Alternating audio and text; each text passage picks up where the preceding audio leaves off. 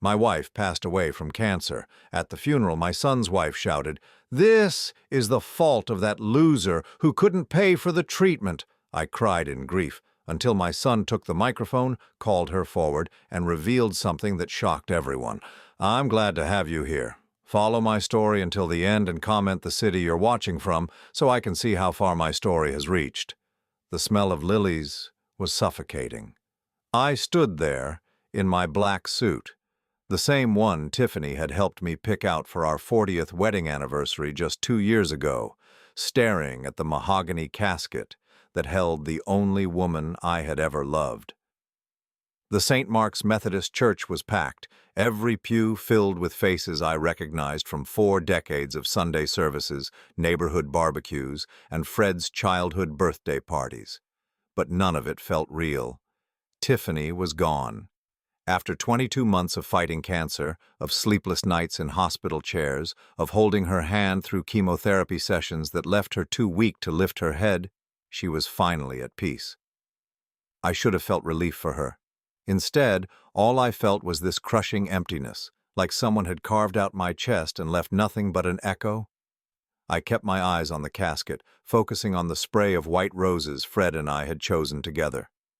Tiffany always loved white roses. She had planted them all around our backyard on Maple Street, turning our little corner lot into something that looked like a magazine cover. Every spring she would spend hours pruning and watering, talking to those roses like they were old friends. "Dad." Fred's voice beside me was quiet, strained. I glanced at him and saw my own grief reflected in his face. At 37, he looked older than his years today, the weight of losing his mother etched in the lines around his eyes. His wife Maya stood on his other side, perfectly composed in her designer black dress, her blonde hair swept into an elegant bun. She hadn't shed a single tear during the service. The pastor was saying something about eternal rest and God's plan, but his words felt hollow. How was any of this part of some grand design? How was watching the love of my life waste away to nothing? Her body betraying her despite every treatment we tried, every specialist we consulted, every prayer we whispered in the dark, supposed to make sense.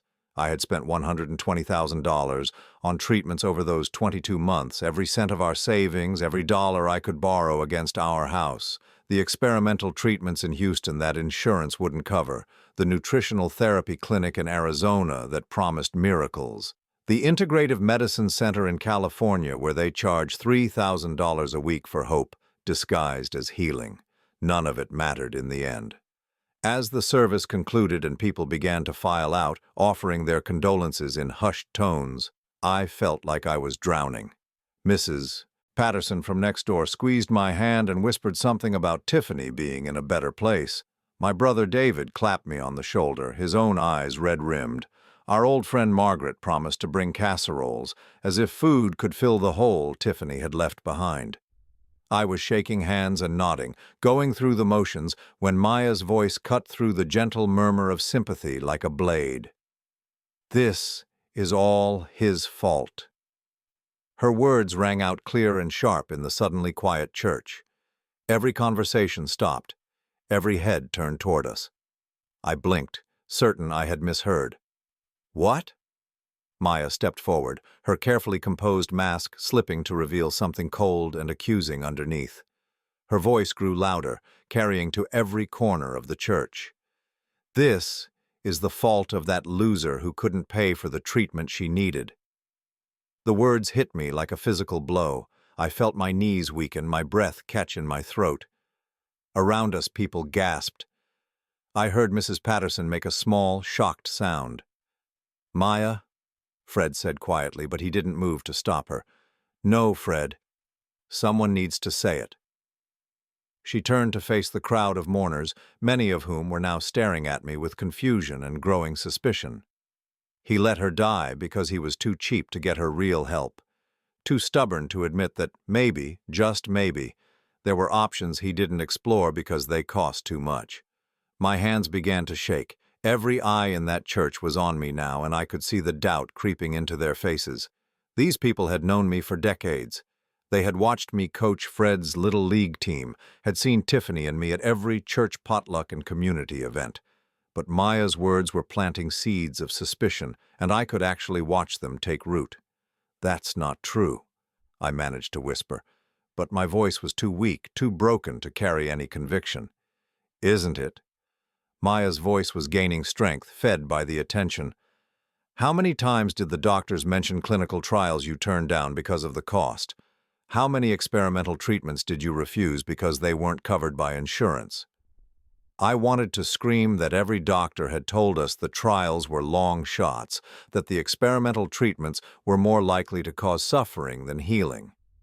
I wanted to explain that I had already bankrupted us trying to buy time, that I had explored every option that had even a slim chance of helping, but the words wouldn't come. "Maya, that's enough." Fred's voice was firmer now, but still he didn't look at me. He kept his eyes on his wife, and something passed between them that I couldn't read. "Is it enough, Fred? Is it enough that your mother is dead because your father chose his bank account over her life?" The accusation hung in the air like smoke from an explosion. I felt physically sick, my stomach churning as I looked around at the faces of people who had once respected me. Now they looked uncertain, troubled. Some were already whispering to each other, the seeds of Maya's poison taking root and spreading. "I spent everything," I said, my voice barely audible. "I gave her everything I had." Maya laughed, a sharp, bitter sound that echoed off the church walls. "Everything? Really? Then why is there still money in your savings account? Why do you still have a house while she's in the ground?" I stared at her, unable to comprehend the cruelty of what she was doing. This was Tiffany's funeral. These were people who loved her, who had come to say goodbye and honor her memory, and Maya was turning it into a public execution. "Dad," Fred finally looked at me, and for a moment I thought I saw something like sympathy in his eyes. But then he looked away again, his jaw tight, his hands clenched at his sides. The silence stretched on, broken only by the uncomfortable shuffling of feet and the distant sound of traffic outside. I realized that everyone was waiting for me to defend myself, to fight back against Maya's accusations, but I had nothing left. The fight had gone out of me the moment Tiffany took her last breath. Instead, I turned and walked toward the exit, my legs feeling like they belonged to someone else. Behind me, I heard Maya's voice again, softer now but still carrying. "It's just so tragic when someone who should have protected her becomes the reason she couldn't be saved." I made it to the parking lot before the tears came. Standing beside my old Honda Civic, the same car Tiffany and I had driven to countless doctor appointments, I broke down completely. Not just from grief, but from the horrible realization that my own son had stood there and watched his wife destroy me, and he had said nothing to stop it. For 40 years, Tiffany and I had built a family based on love and respect. We had raised Fred to be honest, loyal, and kind. We had welcomed Maya into our family with open arms when they married 9 years ago, treating her like the daughter we never had. And this was how it ended, with me standing alone in a church parking lot, wondering if I had somehow failed not just as a husband but as a father too. The worst part wasn't even Maya's accusations, it was the silence. It was Fred standing there, saying nothing while his wife tore apart everything Tiffany and I had built together. It was the growing certainty that I had lost not just my wife, but my son as well. As I drove home through the familiar streets of our neighborhood, past the houses where Tiffany and I had made friends, past the park where we had pushed Fred on swings, I felt more alone than I had ever felt in my 63 years of life. The house on Maple Street felt empty and cold when I walked through the front door. Tiffany's reading glasses were still on the kitchen table next to a book she would never finish. Her coffee cup sat in the sink, waiting to be washed. Everything was exactly as she had left it, but she was gone forever. And apparently, I was completely alone. 3 days after the funeral, the phone calls started. The first one came while I was sitting at the kitchen table, staring at a bowl of cereal that had gone soggy 20 minutes ago. I hadn't eaten a real meal since Tiffany died, and everything tasted like cardboard anyway. "Vicente, it's Margaret." My old friend's voice sounded strained, cautious in a way that immediately put me on edge. I wanted to check on you. I'm managing, I lied, pushing the cereal around with my spoon. There was a long pause. Then Margaret cleared her throat. Vicente, I have to ask you something, and I hope you won't take offense. That thing Maya said at the funeral about the treatments, my stomach dropped. What about it? Well, some of us have been talking, and we're just wondering if maybe there's more to the story. I mean, we all know you love Tiffany, but Maya seems so certain about those clinical trials. I set the spoon down with shaking hands. Margaret, I tried everything. Every treatment the doctors recommended, every option that had even a chance of helping her. Of course, she said quickly, but I could hear the doubt in her voice. It's just that Maya mentioned some specific treatments, and well, she is family. She would know about these things, wouldn't she? After I hung up, I sat in the silence of my kitchen, feeling like the walls were closing in. These were people who had known me for decades, who had watched me care for Tiffany through every stage of her illness. Yet Maya's words had been enough to plant doubt in their minds about my character. The second call came from my brother David that afternoon. Look, Vicente, I'm not saying I believe what Maya said, but maybe you should talk to someone, a counselor or something. This kind of guilt after losing a spouse, it's normal, but— Guilt, I interrupted. David, what exactly do you think I'm guilty of? He sighed heavily. I don't know, man. I just know that Maya seemed pretty upset about some treatment options that got turned down. Maybe she knows something we don't. I hung up on him. By Thursday, Maya had called me twice, but I let both calls go to voicemail. I couldn't bear to hear her voice, to listen to whatever new poison she was preparing to spread. But late that evening, as I sat in my recliner watching television without really seeing it, Fred finally called. Dad, we need to talk. Do we? My voice came out flatter than I intended. Maya is really upset about how things went at the funeral. She thinks maybe she came on too strong, but she's just grieving too, you know. She loved Mom. I almost laughed at the absurdity of it. Maya, who had barely visited during Tiffany's illness, unless it was to ask about insurance coverage or to suggest that maybe a cheaper treatment might be just as effective. Maya, who had spent the last year of Tiffany's life making subtle comments about how much the medical bills were adding up. Your wife accused me of letting your mother die because I was cheap, Fred, in front of everyone we know, at her funeral. There was a long silence on the other end. When Fred spoke again, his voice was careful, measured. She's been talking to some people about Mom's case. She found some information online about treatments that might have helped. Online? I felt anger flare in my chest for the first time since the funeral. She's been researching your mother's cancer online. She's just trying to understand, Dad. She wants to make sure everything possible was done. The way he said it, so neutral, so diplomatic, made something inside me crack. This was my son, the boy I had taught to ride a bike, had stayed up with during countless colic-filled nights as a baby, had cheered for at every football game and graduation, and he was questioning whether I had done everything possible to save his mother. Fred, I want you to listen to me very carefully, I said, my voice shaking with controlled emotion. I spent $120,000 on treatments for your mother. I mortgaged our house. I cashed in my retirement fund. I drove her to Houston 12 times for experimental therapy that made her so sick she couldn't keep water down. I held her hand through chemotherapy sessions that lasted 8 hours. I slept in hospital chairs for months. I did everything the doctors said might help. Another long pause. Then Fred said quietly, Maya thinks there were other options. Maya thinks. I repeated the words slowly, feeling their weight. Your mother is dead, Fred. She died in my arms after fighting harder than anyone should ever have to fight. And your wife is playing detective on the internet, trying to prove that I killed her through negligence. That's not what she's saying, Dad. Isn't it? I stood up, pacing to the window that looked out over Tiffany's rose garden. Even in the darkness, I could make out the shapes of her carefully tended bushes. Because that's exactly what it sounded like at the funeral. Fred was quiet for so long I thought he had hung up. When he finally spoke, his voice was strained. "Look, I know this is hard. We're all grieving. But Maya has found some information about a clinical trial at Johns Hopkins that might have been an option. She just wants to understand why it wasn't pursued." I closed my eyes, leaning my forehead against the cool glass of the window.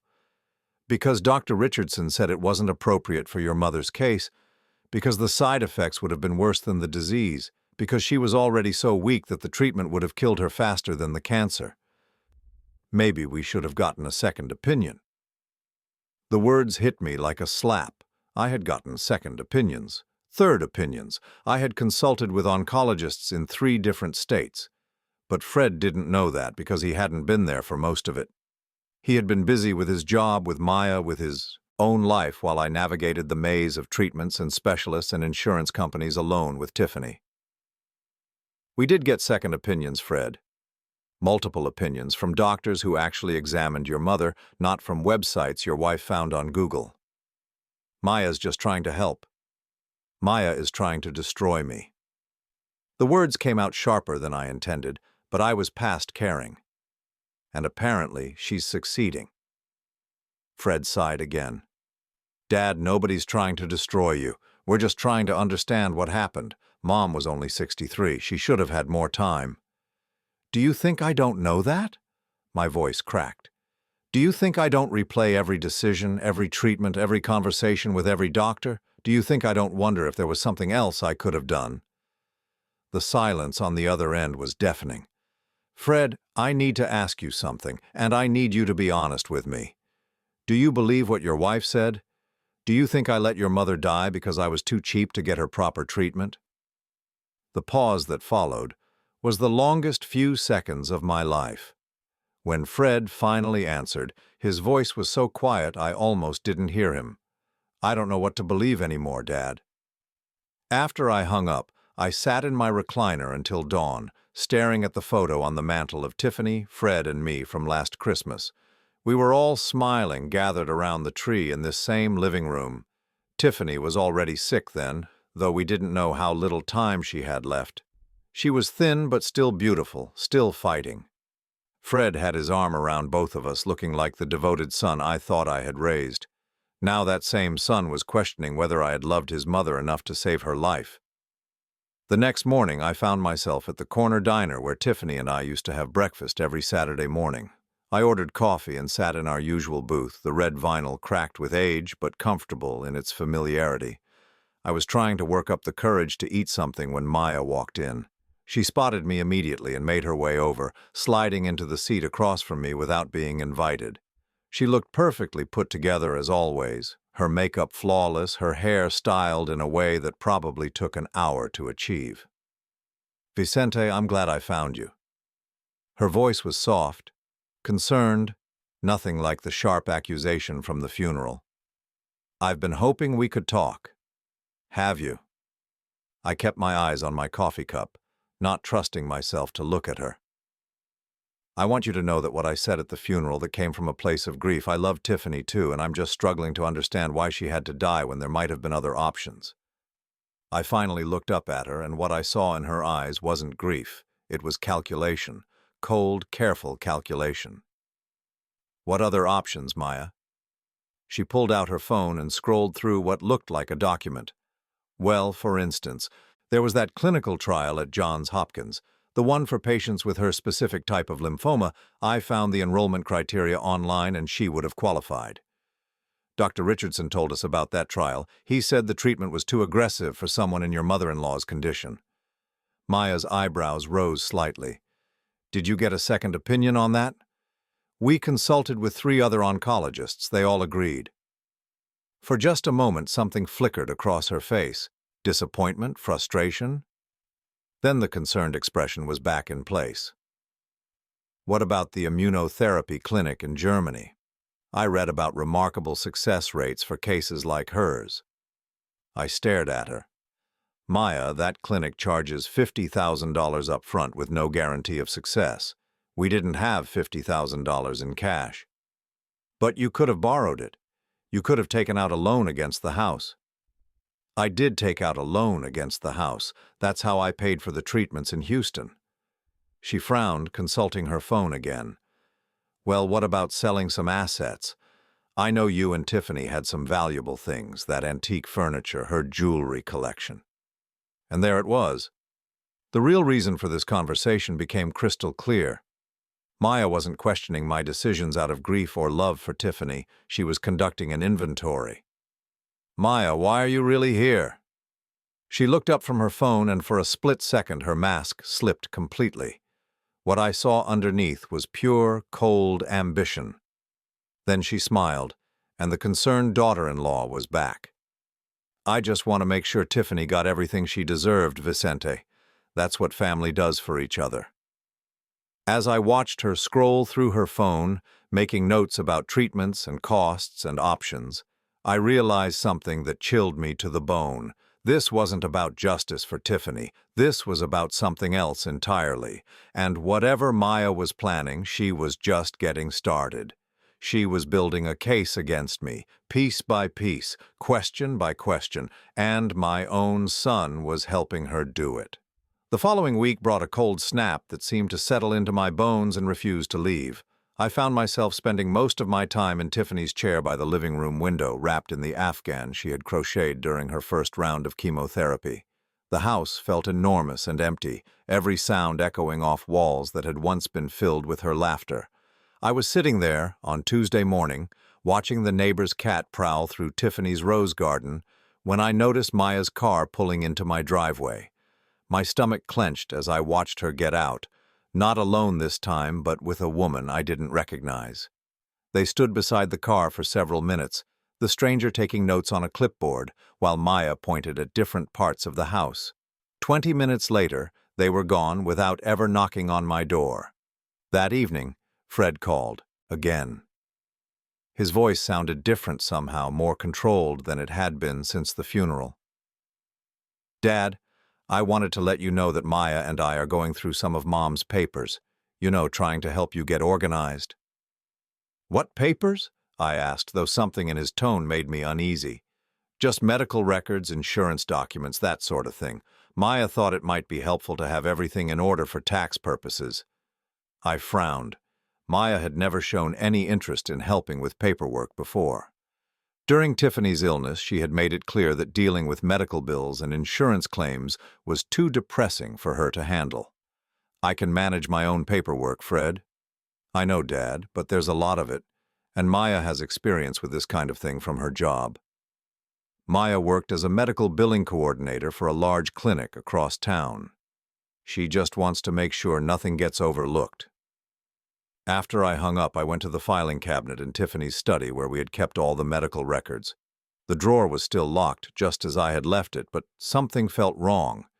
The key was in the same hiding place behind the picture frame, but it seemed like the papers inside had been shifted slightly. Maybe I was being paranoid. Maybe grief was making me see threats where none existed. But I couldn't shake the feeling that someone had been going through our private documents. On Thursday, I was at the grocery store when I overheard two women talking in the cereal aisle. I recognized them from church, though I couldn't remember their names. I heard from Margaret that Vicente refused to take his wife to some special hospital because it was too expensive, one was saying. That's terrible. Poor Tiffany. Imagine knowing your husband chose money over your life. I abandoned my cart and left the store, my hands shaking so badly I could barely start the car. That afternoon, Maya called me directly for the first time since our conversation at the diner. Vicente, I hope you don't mind, but I've been doing some more research into Tiffany's case. I found something I think you should know about.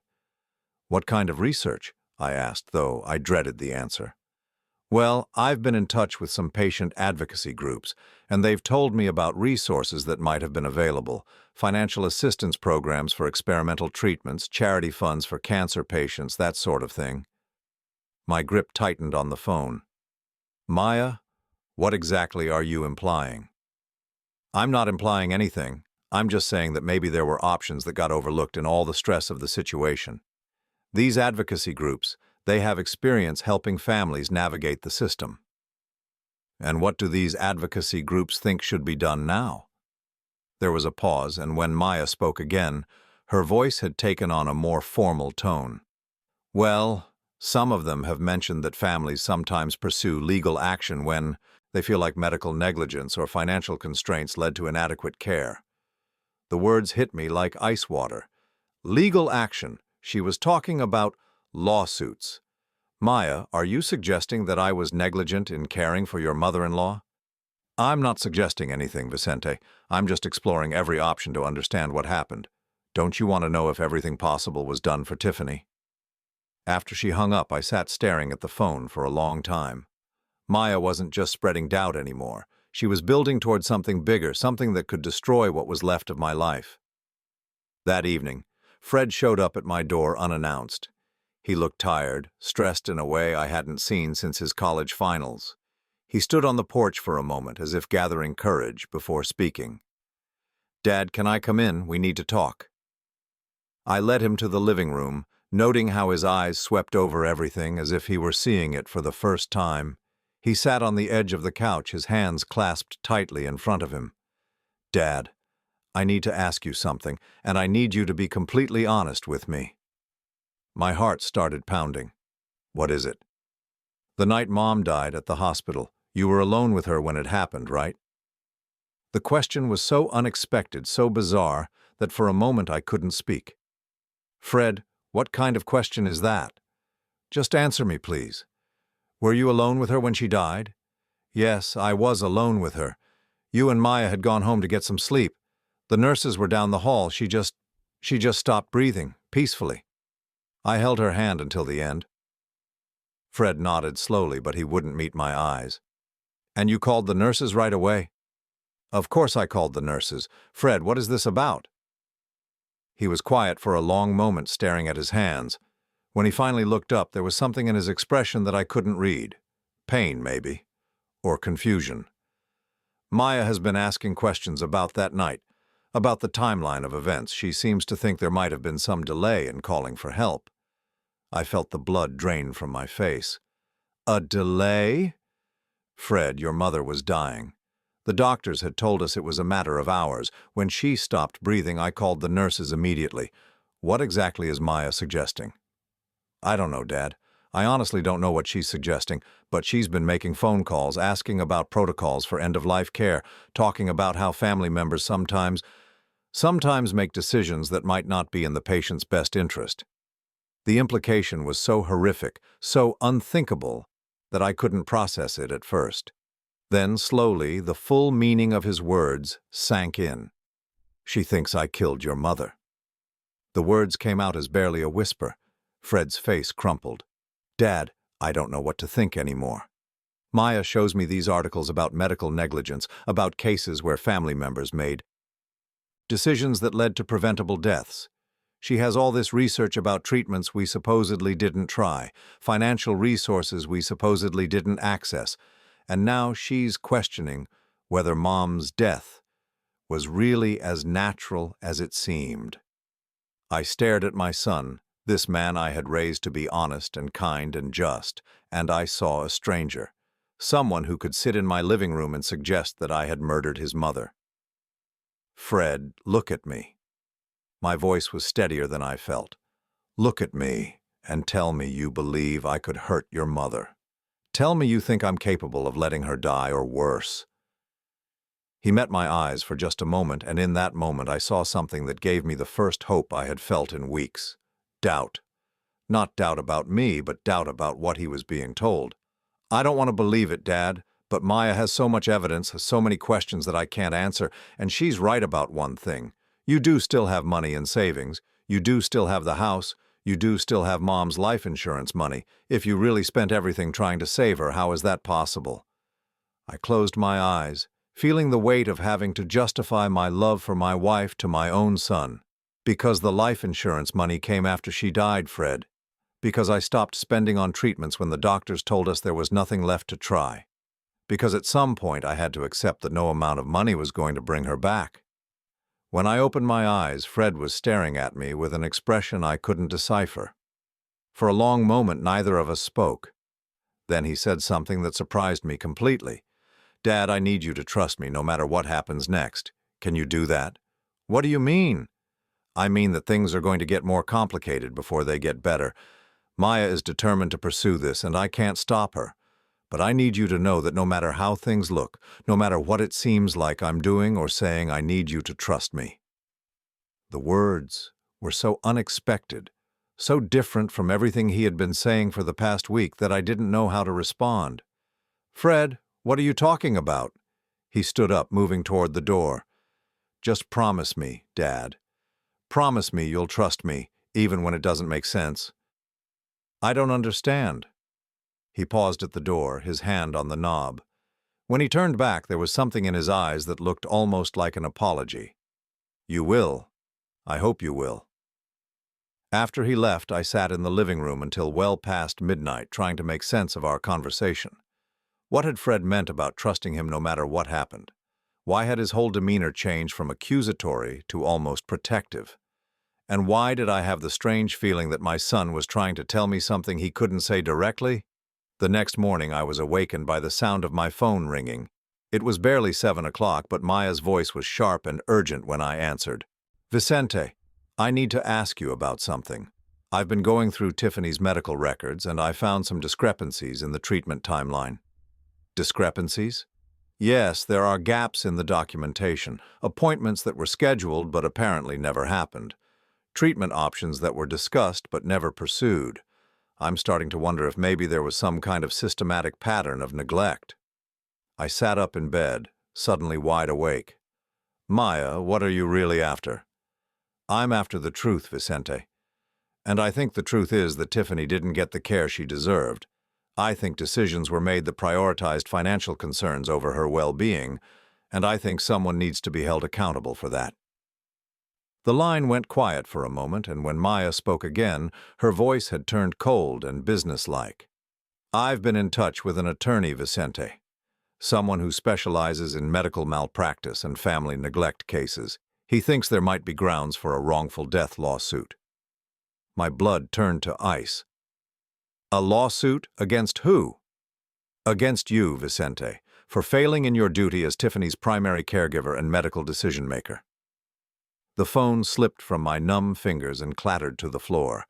I could hear Maya's voice continuing to speak, but the words sounded distant and unreal. She was going to sue me. She was going to take me to court and accuse me publicly of killing my wife through negligence. When I finally picked up the phone, Maya was in the middle of explaining something about legal procedures and evidence gathering. "Maya, stop." My voice was hoarse. "Just stop talking." "Vicente, I know this is hard to hear, but you're going to sue me for wrongful death of my own wife. I'm going to seek justice for Tiffany. Someone has to speak for her since she can't speak for herself. She was my wife for 41 years, Maya. I loved her more than my own life. Then you should have acted like it when she needed you most." The line went dead. I sat there in bed, staring at the phone, trying to process what had just happened. Maya wasn't just spreading rumors anymore, wasn't just asking pointed questions or making veiled accusations. She was declaring war, and the worst part was, I still didn't know which side my son was on. The attorney's office was everything I expected and dreaded. Mahogany-paneled walls lined with intimidating legal volumes, a massive desk that seemed designed to make visitors feel small, and the sharp smell of leather and expensive cologne. I sat across from Robert Harrison, the lawyer Maya had threatened me with, trying to maintain some dignity while my world collapsed around me. "Mr. Holloway, I appreciate you coming in to discuss this matter," Harrison said, his voice professionally neutral. "I understand this is a difficult time for you." "Is it true?" I asked, cutting straight to the point.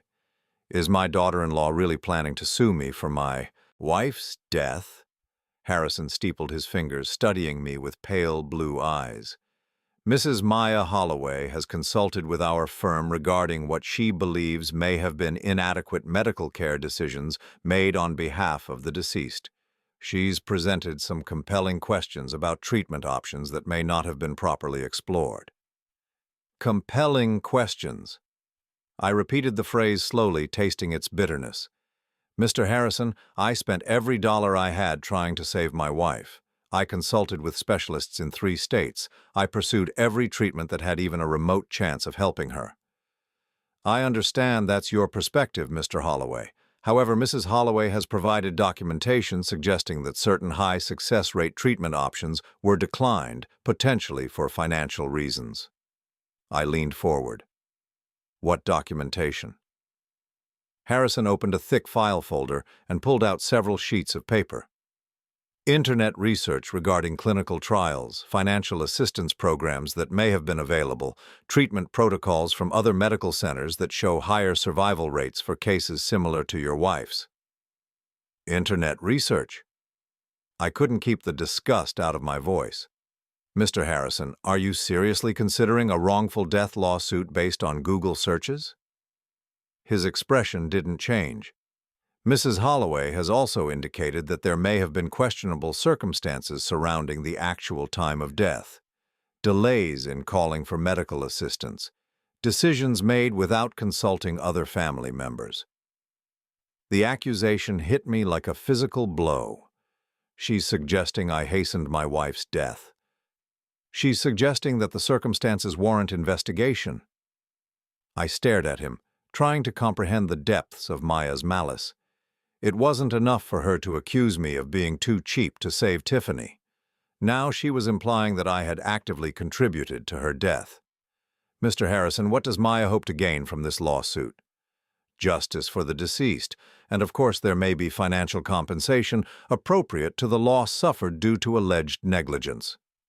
Financial compensation. There it was. The real motive behind all of Maya's research and accusations and righteous indignation. She wanted money, and she was willing to destroy me to get it.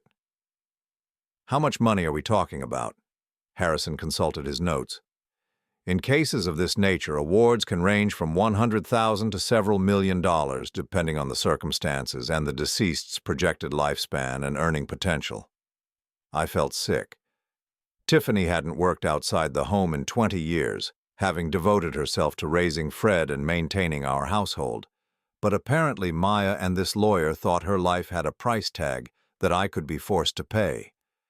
And if I were to be found liable, who would receive this compensation? As the deceased's daughter-in-law and a member of the immediate family who was directly affected by the loss, Mrs. Holloway would be among the primary beneficiaries. Of course she would be. As I left Harrison's office and drove home through the familiar streets of my neighborhood, I felt more alone than I had ever felt in my life. Not only was Maya determined to destroy me financially and socially, but she was going to profit from it. And my son, the boy I had raised to value honor and integrity, was apparently going to let her do it. But when I pulled into my driveway, Fred's car was already there. He was sitting on the front porch steps, looking more agitated than I had seen him since the funeral. "Dad, we need to talk, right now." I followed him inside, noting how he immediately went to the windows and drew the curtains closed. He pulled out his phone and set it on the coffee table, screen down. "Fred, what's going on?" He ran his hands through his hair, a gesture I remembered from his teenage years when he was trying to work up the courage to confess some mistake. "Dad, I need to tell you something, and I need you to listen to everything I'm going to say before you react. Can you do that?" I nodded, though my stomach was churning with apprehension. Maya has been planning this lawsuit for months, since before Mom died. The words hit me like a hammer blow. "What?" "Let me finish, Dad, please." Fred's voice was strained but urgent. 3 months ago, Maya started asking me questions about Mom's finances, about her will, about what would happen to her assets when she died. I thought she was just being practical, trying to help us prepare for the inevitable. I stared at my son, unable to process what I was hearing.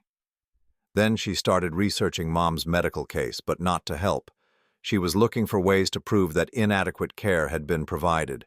She was building a case for negligence even while Mom was still alive. "And you knew about this?" Fred's face was anguished. Not at first. I thought she was just trying to understand the medical situation, maybe looking for treatment options the doctors hadn't mentioned. But then I started noticing things, phone calls she would take in private, websites she was visiting, documents she was printing out. He paused, taking a deep breath. Dad, Maya has been in contact with that lawyer for 6 weeks. She met with him for the first time 2 weeks before Mom died. I felt like I was drowning. 2 weeks before Tiffany died, Maya was already planning to sue me for killing her. Yes, and there's more. Fred pulled out his phone and opened what looked like a recording app. Dad, I've been documenting everything. Every conversation, every phone call, every meeting with the lawyer. I've been pretending to go along with her plan so I could find out exactly what she was planning to do to you. You've been recording her? For the past month, listen to this. He tapped the screen, and Maya's voice filled the room, clear and unmistakable. The old man won't know what hit him. By the time we're done, he'll be so broken that he'll hand over everything just to make it stop. Another voice, male, responded. And you're certain your husband will support your version of events? Maya laughed, a cold sound that made my skin crawl. Fred will do whatever I tell him to do. He's weak, just like his father. Besides, I'm the one with all the research, all the evidence. Who's going to believe Vicente over me? Fred stopped the recording, his face pale. Dad, she's not just after money. She wants to destroy you completely. She wants the house, the life insurance money, Mom's inheritance, everything. I slumped back in my chair, overwhelmed by the scope of Maya's betrayal. But Fred, why? Why does she hate me so much? Because Mom never liked her. Fred's voice was quiet, almost apologetic. Mom was always polite, always kind, but Maya knew that Mom saw right through her. She knew that if anything happened to Mom, she'd lose her influence over me, lose her place in this family. So she decided to make sure that if she couldn't have Mom's approval, she'd at least get Mom's inheritance. And you've been pretending to go along with this for a month. Fred nodded miserably. I had to, Dad. It was the only way to find out how far she was willing to go, to get evidence of what she was really planning. But it's been killing me, watching her tear you apart while I pretended to believe her lies. I looked at my son, really looked at him, and saw something I hadn't noticed before. The strain around his eyes, the weight he seemed to be carrying. He hadn't been weak or disloyal. He had been playing a dangerous game to protect me. Fred, what about the things you said to me? The questions about whether I had done enough to save your mother? I had to ask those questions, Dad. Maya was listening to everything, monitoring every conversation between us. If I hadn't seemed to doubt you, she would have known I was on to her plan. So you never believed her accusations? Fred's eyes filled with tears. Dad, I watched you care for Mom every day for almost 2 years. I saw you sleep in hospital chairs, hold her hand through chemo, research every possible treatment option. I know you loved her. I know you did everything humanly possible to save her. For the first time since Tiffany's funeral, I felt like I could breathe.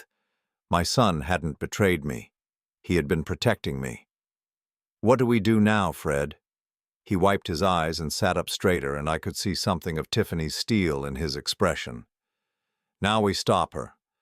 I have hours of recordings, Dad. I have documentation of her meetings with the lawyer, her research into how to build a negligence case, her plans to manipulate testimony from family members. I have everything we need to prove that this entire lawsuit is fraudulent. But she's your wife.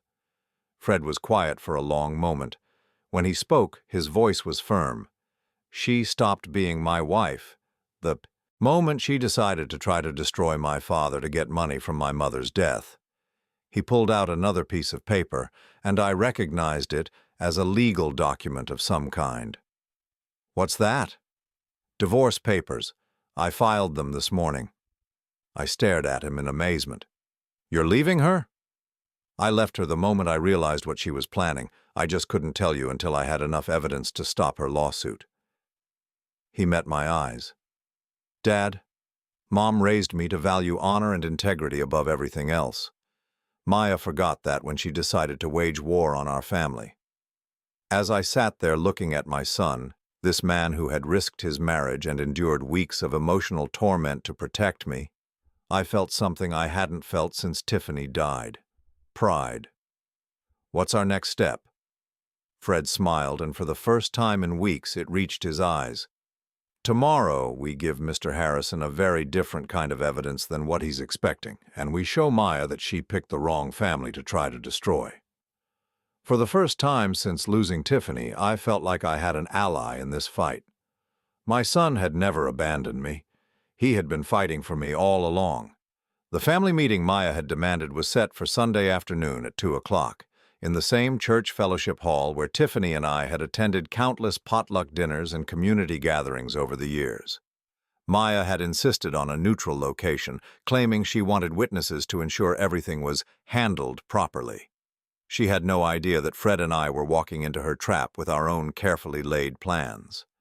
I arrived early, my hands steady for the first time in weeks. Fred was already there, sitting alone in one of the folding chairs arranged in a circle. He looked up when I entered, and we exchanged a brief nod. To anyone watching, it would look like the strained acknowledgement between a grieving father and a conflicted son. In reality, it was the quiet communication between allies preparing for battle. Maya swept in precisely at 2 o'clock, followed by her sister Carmen, whom I barely knew, and surprisingly, my brother David. She had assembled her own audience, people she clearly expected would side with her once she presented her case against me. "Thank you all for coming," Maya began, her voice taking on the formal tone she used when she wanted to sound authoritative. "I know this is difficult, but we need to address some serious concerns about the care Tiffany received before her death."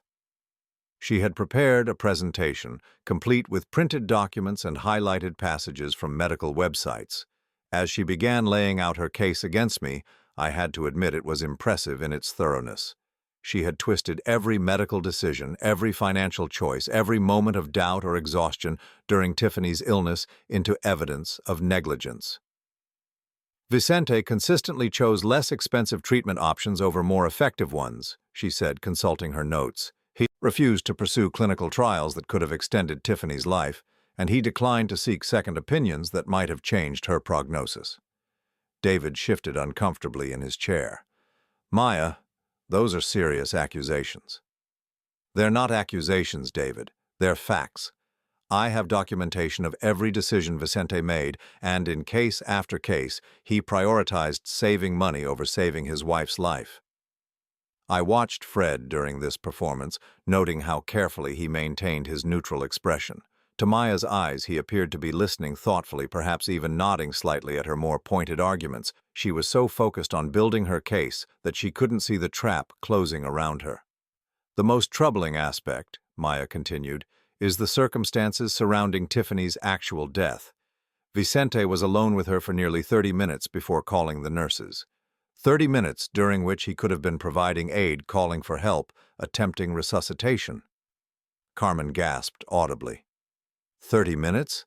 Vicente, is that true?" "No," I said quietly. "It's not true." Maya's eyes flashed with triumph. "The hospital records show a 30-minute gap between the time Tiffany's vital signs flatlined and the time medical staff were notified." "The hospital records show that I called the nurses immediately when your mother-in-law stopped breathing," I said, my voice steady. "The 30-minute gap Maya is referring to was after the nurses confirmed her death, when I was given time alone with her to say goodbye." Fred spoke up for the first time, his voice carefully neutral. "Maya, where exactly did you get information about hospital records? Those are private medical documents." She turned to him with a confident smile. "I obtained them through proper channels, Fred. As family members, we have a right to understand what happened." "What proper channels?" Fred pressed. "I submitted a request through the Patient Advocacy Office. They were very helpful once I explained my concerns about potential negligence." I watched Fred's jaw tighten almost imperceptibly. Maya had just admitted to obtaining private medical records through deception, something that could be both illegal and grounds for dismissing any lawsuit she might file. But she wasn't finished. "The point is, we have evidence of a pattern of neglect that ultimately led to Tiffany's preventable death, and I think it's time for Vicente to be held accountable." David looked between Maya and me, confusion clear on his face. "Maya, what exactly are you saying needs to happen?" "I'm saying that Vicente should face legal consequences for his negligence. I've consulted with an attorney who believes we have grounds for a wrongful death lawsuit." The words hung in the air like smoke. Carmen's mouth fell open. David stared at Maya as if he had never seen her before. "You want to sue Vicente for killing his own wife?" David's voice was barely a whisper. "I want justice for Tiffany. Someone has to speak for her since she can't speak for herself anymore." It was then that Fred stood up, and I saw something in his expression that reminded me so strongly of Tiffany that my breath caught. It was the look she got when someone had pushed her too far, when her patience had finally reached its limit. "Maya, I need to ask you something." She turned to him with obvious relief, clearly expecting him to support her position. "Of course, honey. How much money do you expect to get from this lawsuit?" The question seemed to catch her off guard. "I'm not doing this for money, Fred. I'm doing this for justice." "But if you were to win a wrongful death suit against my father, how much money would you expect to receive?" Maya's eyes narrowed slightly, but she answered, "The attorney estimates anywhere from $200,000 to over $1 million, depending on various factors." "And who would receive that money?" "Well, as Tiffany's immediate family members who were affected by the loss, we would be the primary beneficiaries." Fred nodded thoughtfully. "So you could potentially receive up to $1 million if you can prove my father was negligent in caring for my mother." "Yes, but that's not why I'm—" "Maya, when did you first contact Attorney Harrison?" The question was asked so casually that Maya answered before she realized the trap. "About 6 weeks ago, when I first started researching the legal options for—" She stopped mid-sentence, her face going pale as she realized what she had just admitted.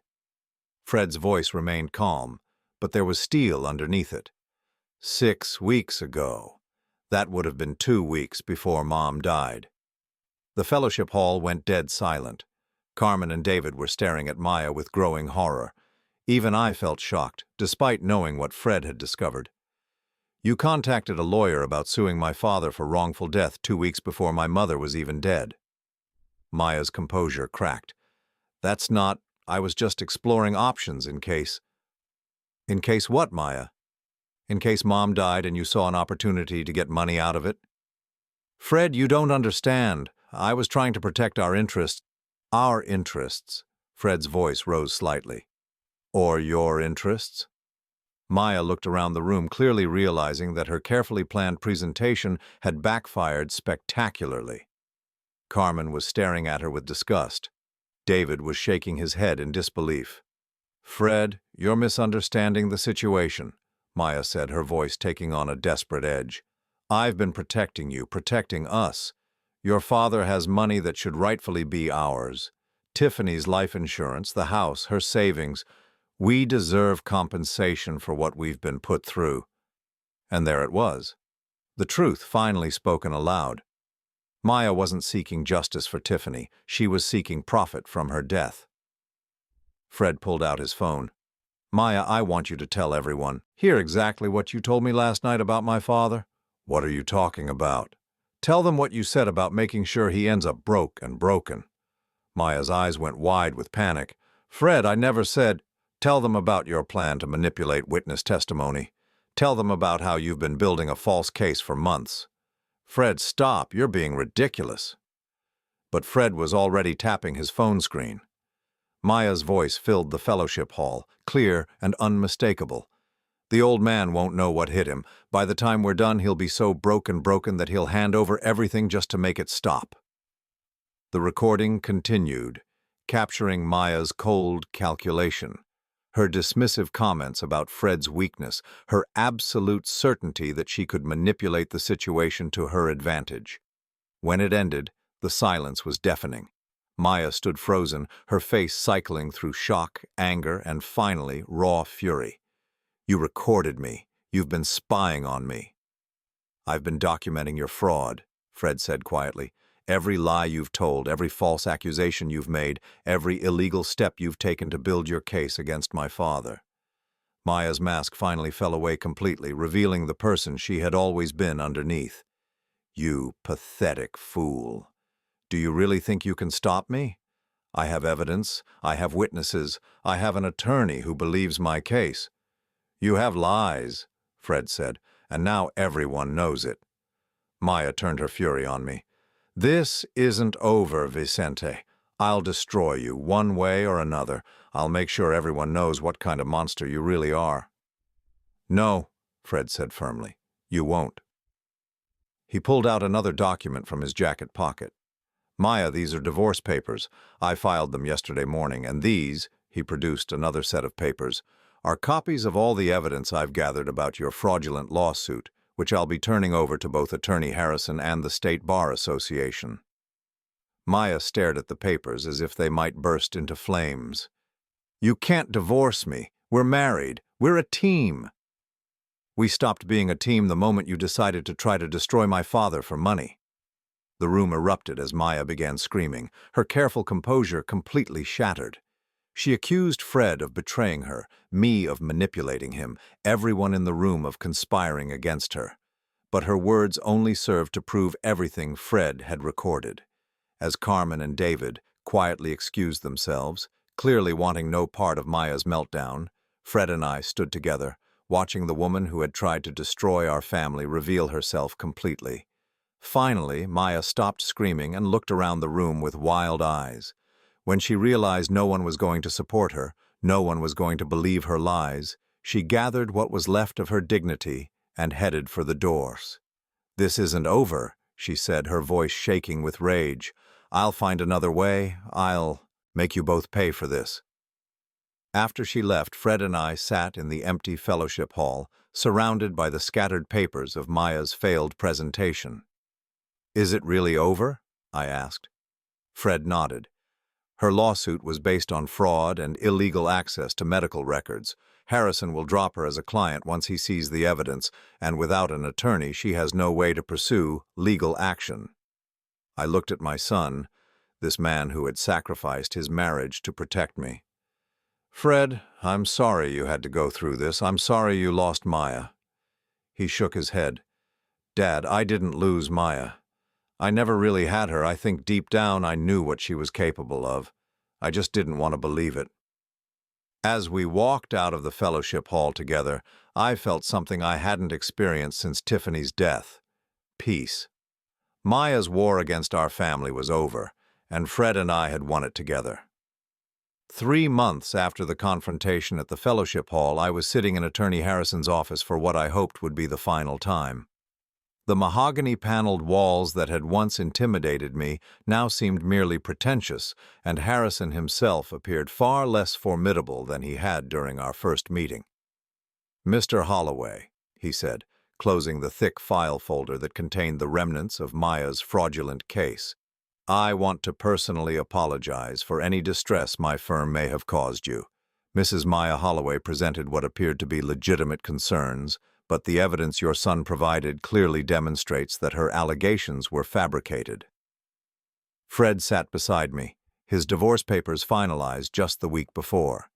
He had lost 20 pounds during the ordeal, the strain of maintaining his double life having taken a visible toll, but he looked more at peace than I had seen him since Tiffany's death. "What happens to Maya now?" I asked. Harrison's expression grew stern. "Mrs. Holloway faces potential criminal charges for fraudulent access to medical records and attempted insurance fraud. The State Bar Association is also investigating whether her actions constitute criminal conspiracy.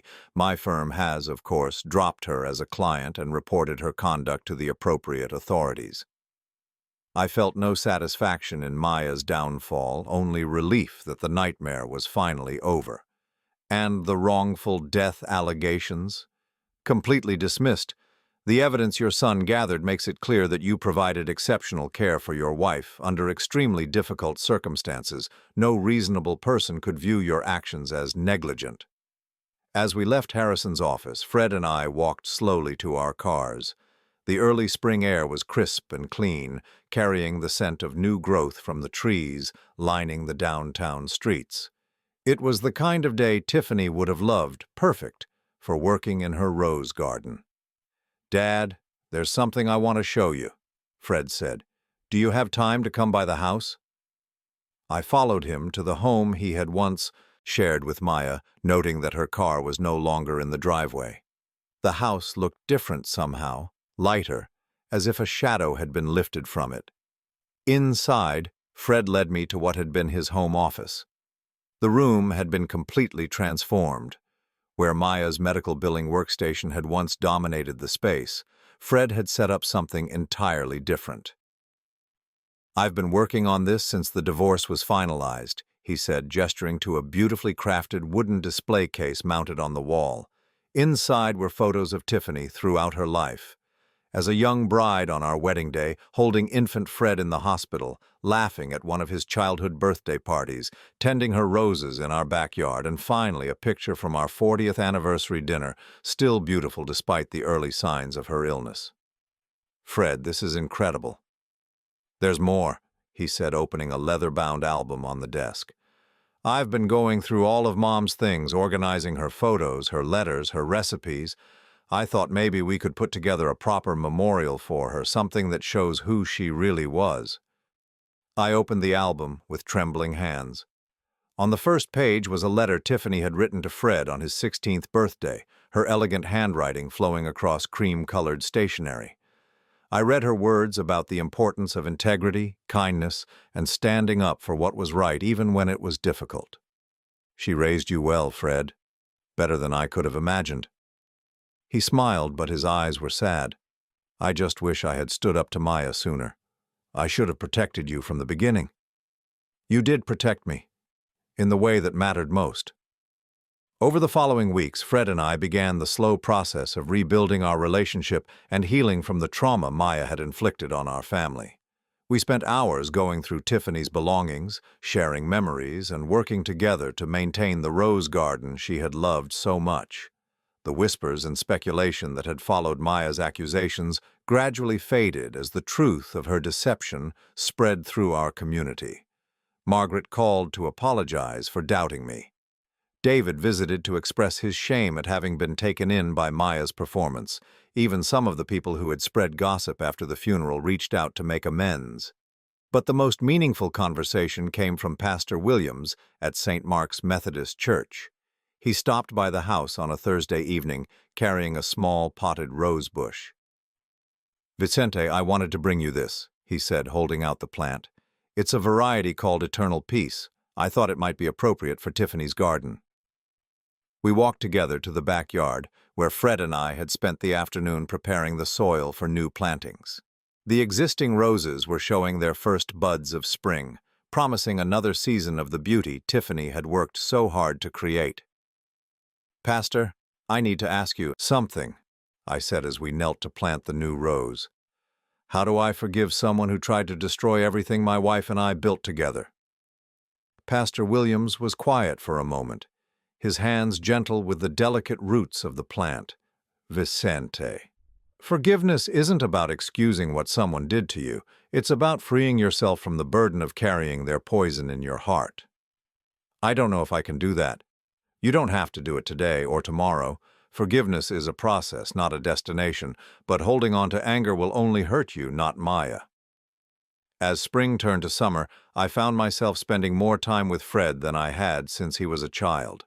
We worked together in Tiffany's garden, painted the house, and began taking weekend trips to places Tiffany had always wanted to visit, but we had never found time for during her illness. On a warm Saturday morning in July, we were sitting on the back porch drinking coffee when Fred brought up something that had been weighing on his mind. "Dad, I've been thinking about what Mom would want us to do with her life insurance money." The $100,000 had been sitting untouched in a separate account since Tiffany's death. I hadn't been able to bring myself to use it, and Maya's accusations had made me afraid to touch anything that might be seen as profiting from my wife's death. "What do you think she would want?" Fred pulled out a folder he had been carrying. "I found this in Mom's desk drawer. It's a list she made of charities she wanted to support if she ever had the means." The list was written in Tiffany's careful handwriting. Cancer research organizations, patient support groups, a fund for families who couldn't afford experimental treatments. At the bottom of the list, in what looked like a later edition, she had written, Help other families avoid the pain we've endured. She wanted to help people, Dad. Even while she was dying, she was thinking about how to help others. That afternoon, we began the process of establishing the Tiffany Holloway Foundation for Cancer Patient Support.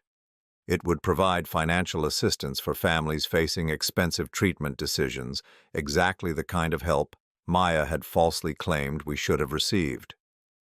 6 months after Tiffany's death, on what would have been her 64th birthday, Fred and I held a small ceremony in her memory at the church. We invited the people who had truly known and loved her, not the crowd that had gathered for her funeral to witness Maya's performance. Margaret spoke about Tiffany's kindness to newcomers in the neighborhood. David shared memories of family holidays when Tiffany had gone out of her way to make everyone feel welcome. Mrs. Patterson read a poem Tiffany had written about finding joy in simple moments. When it was my turn to speak, I stood at the podium looking out at the faces of people who had loved my wife, and I felt her presence with me in a way I hadn't since the day she died. Tiffany believed that families were built on love, respect, and truth, I said. She taught our son that integrity wasn't just about doing the right thing when it was easy, but about standing up for what was right even when it cost you everything. I looked directly at Fred, seeing Tiffany's strength in his steady gaze. She would be proud of the man Fred has become. She would be proud that when faced with a choice between loyalty to his marriage and loyalty to the truth, he chose truth. That when forced to choose between personal comfort and protecting his family, he chose family. After the ceremony, as people shared stories and laughter in the fellowship hall, where Maya had tried to destroy our family, I realized that we had won more than just the battle against her false accusations. We had reclaimed Tiffany's memory from Maya's attempt to weaponize it. We had proven that love and integrity were stronger than greed and manipulation. Later that evening, Fred and I sat in Tiffany's garden, surrounded by the roses she had planted and the new varieties we had added in her honor. The air was filled with their sweet fragrance, and the last light of day painted the sky in shades of pink and gold. "Dad, do you think Mom would forgive Maya?"